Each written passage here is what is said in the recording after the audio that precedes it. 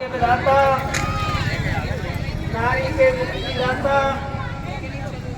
परम पूज्य बाबा साहब के चरणों में नमन करते हुए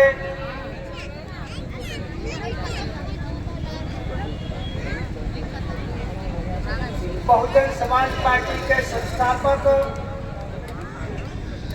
मानवर कांसीराम साहब के चरणों में नमन करते हुए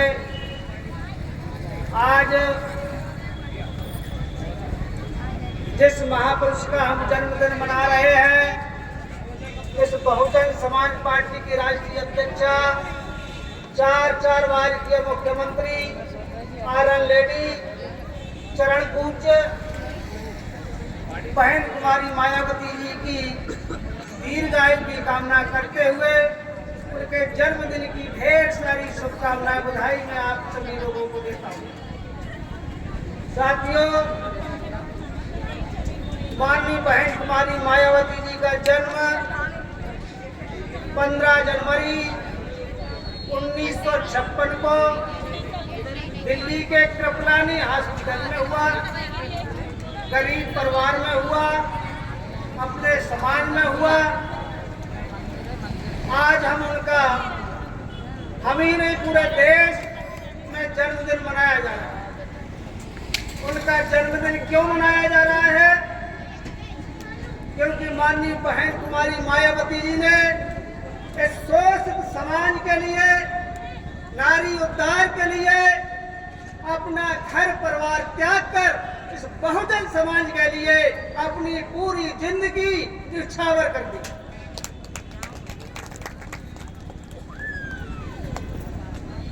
साथियों, जब माननीय बहन जी को पहली बार मुख्यमंत्री बनने का मौका मिला 3 जून 1995 में, पहली सरकार माननीय बहन जी की 118 दिन की सरकार थी। 118 दिन में माननीय बहन जी ने क्या किया आपको मालूम है? 118 दिन में माननीय बहन जी ने उत्तर प्रदेश में 1,45,000 गुंडों को जेल के अंदर ठूस दिया। जो हमारे समाज के साथ, जो हमारी माता बहनों के साथ अन्याय अत्याचार करते थे, जैसे ही बहन जी को मुख्यमंत्री बनने का मौका मिला 1,45,000 गुंडों को जेल के अंदर ठूस दिया बहन जी। यहाँ पढ़े लिखे साथी बैठे, 1,45,000 में 118 का भाग दे दो, लगभग 1200 लोगों को एक दिन के अंदर जेल के अंदर भर दिया। 1200 लोग अभी इधर नहीं बैठे होंगे। 1200 लोगों को प्रतिदिन की औसत से जेल के सलाखों के अंदर बहन जी ने कर दिया। यह बहन जी की ताकत थी। इसलिए आज बहन जी का पूरे देश में जन्मदिन मनाया जा रहा है।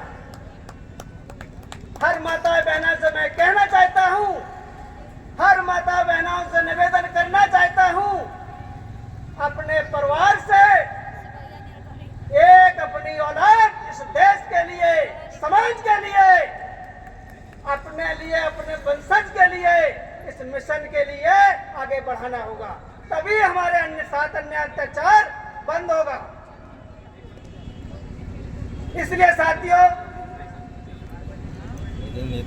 बहन जी की जितनी भी तारीफ की जाए, जितना भी गर्व किया जाए, उतना बरसों लग जाएंगे, फिर भी हम उनकी नहीं बता पाएंगे। आगे मैं इतना जरूर कहूंगा कि इस देश के हर नागरिक को, इस देश के हर व्यक्ति को अपने हिस्से की लड़ाई लड़ना पड़ेगी।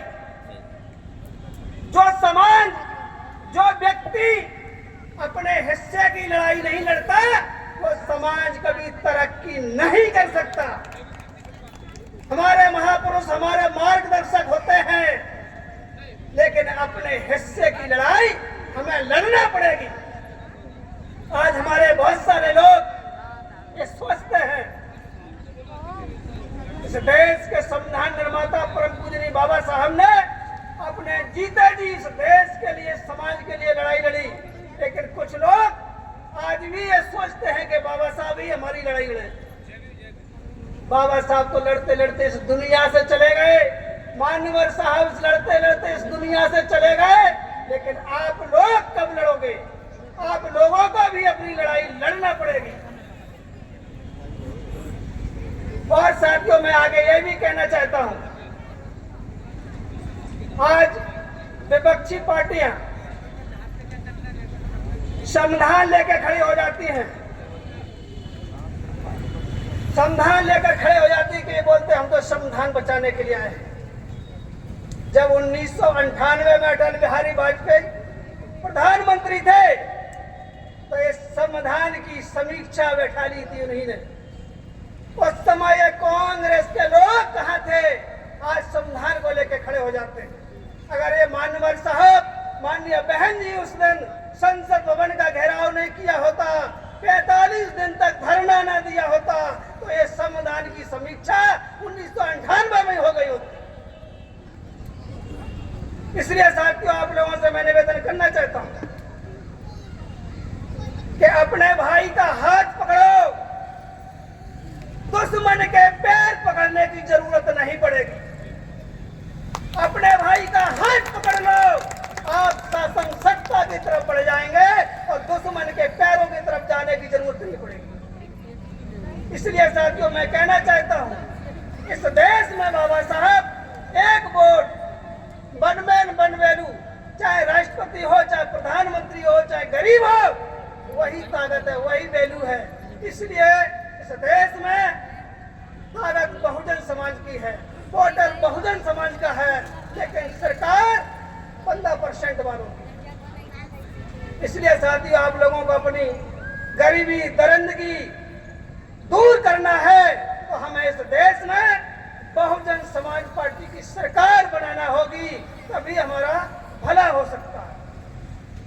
साथियों, बस में ज्यादा बात न करते हुए माननीय बहन जी के 69वें जन्मदिन के शुभ अवसर पर आप सभी लोगों को ढेर सारी शुभकामनाएं, बधाई देते हुए, बहन जी की दीर्घायु की कामना करते हुए मैं अपनी बात को विराम करता हूं।